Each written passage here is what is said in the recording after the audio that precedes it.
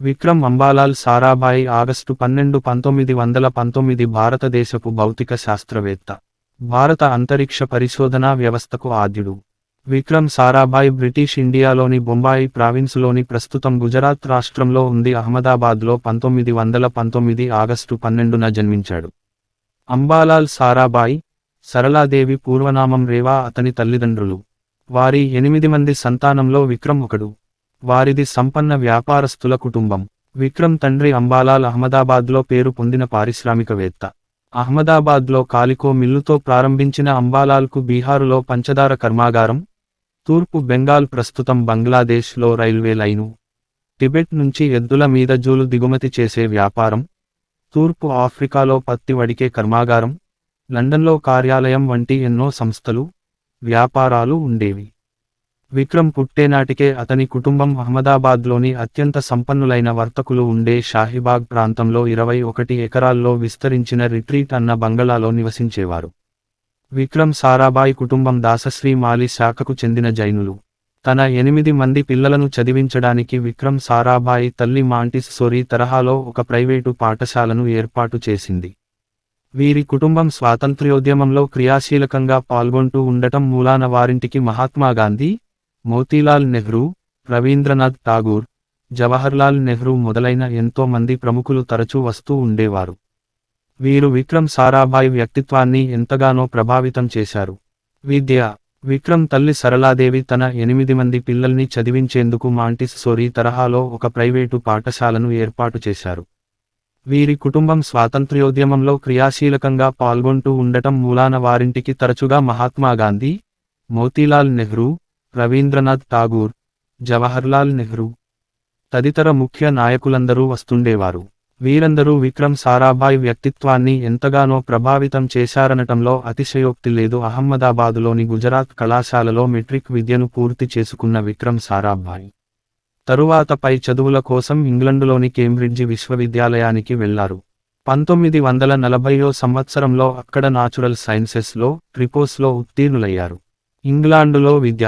ఆ సమయంలో రెండవ ప్రపంచయుద్ధం ప్రారంభం కావటంతో భారతదేశానికి తిరిగి వచ్చిన విక్రమ్ సారాభాయ్ బెంగళూరులోని ఇండియన్ ఇన్స్టిట్యూట్ ఆఫ్ సైన్స్లో సర్ సి.వి.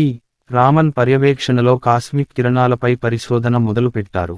తదనంతరం రెండో ప్రపంచయుద్ధం ముగిసిన తరువాత 1945 సంవత్సరంలో తిరిగి కేంబ్రిడ్జి యూనివర్సిటీకి వెళ్లి పీహెచ్డీ పట్టాను సాధించుకుని 1947లో తిరిగి భారత్ చేరుకున్నారు. అహ్మదాబాదులోని గుజరాత్ కళాశాల నుంచి మెట్రిక్ పాసయ్యాడు. తరువాతి చదువుల కోసం ఇంగ్లండులోని కేంబ్రిడ్జి విశ్వవిద్యాలయానికి వెళ్లాడు. 1940లో అక్కడ నుంచి నాచురల్ సైన్సెస్లో ట్రిపోస్లో ఉత్తీర్ణుడయ్యాడు. రెండవ ప్రపంచ యుద్ధం అప్పటికే ప్రారంభం అవడంతో భారతదేశానికి తిరిగి వచ్చి బెంగుళూరులోని ఇండియన్ ఇన్స్టిట్యూట్ ఆఫ్ సైన్స్లో సి.వి. రామన్ పర్యవేక్షణలో కాస్మిక్ కిరణాలపైన పరిశోధన మొదలుపెట్టాడు.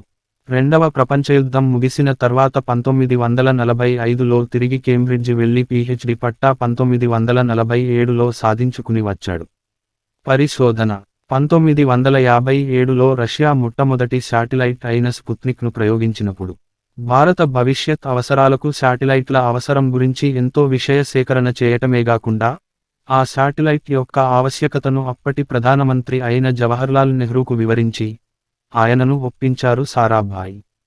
ఆ తరువాత 1962లో భారత అణుశక్తి వ్యవస్థ పితామహుడైన హోమీ బాబా పర్యవేక్షణలో Indian national committee for space research INCOSPAR సెంటర్ను ఆయన ఏర్పాటు చేశారు. తదనంతరం ఆయన ఆదర్శాలకు అనుగుణంగా ఇస్రో ఎన్నో విజయాలను సాధించి భారతదేశ ఖ్యాతిని ఇనుమడింపచేసింది. భారత అంతరిక్ష రంగ పితామహుడుగా కీర్తి గడించిన సారాభాయ్ సేవలకు గుర్తింపుగా భారత ప్రభుత్వం ఆయనను 1962లో శాంతి స్వరూప్ భట్నగర్ అవార్డుతో, 1966లో పద్మభూషణ్ అవార్డుతో సత్కరించింది.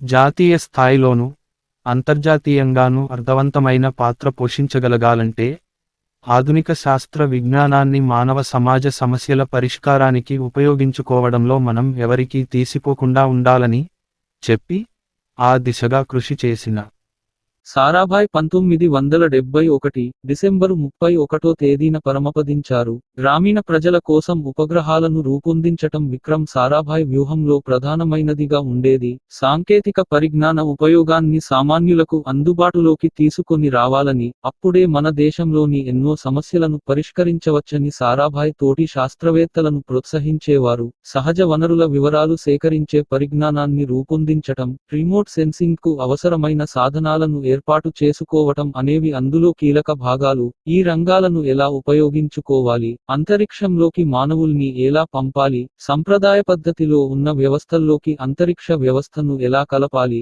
అన్న విషయాలన్నీ విక్రమ్ సారాభాయ్ వ్యూహాల్లో భాగాలుగా ఉండేవి. విక్రమ్ సారాభాయ్ కుటుంబం విషయానికి వస్తే, ఇతని భార్య మృణాలిని సారాభాయ్, ఆమె మంచి సాంప్రదాయ నర్తకి. అప్పట్లో వీరి పెళ్లి చెన్నైలో జరిగింది. అయితే వీరి పెళ్లికి విక్రమ్ సారాభాయ్ తరపు బంధువులు అందరూ క్విట్ ఇండియా ఉద్యమంలో బిజీగా ఉండటంతో ఎవరూ హాజరు కాలేకపోయారు. వీరి కుమార్తె మల్లికా సారాభాయ్, ఈమె కూడా మంచి నర్తకి, కొడుకు కార్తికేయ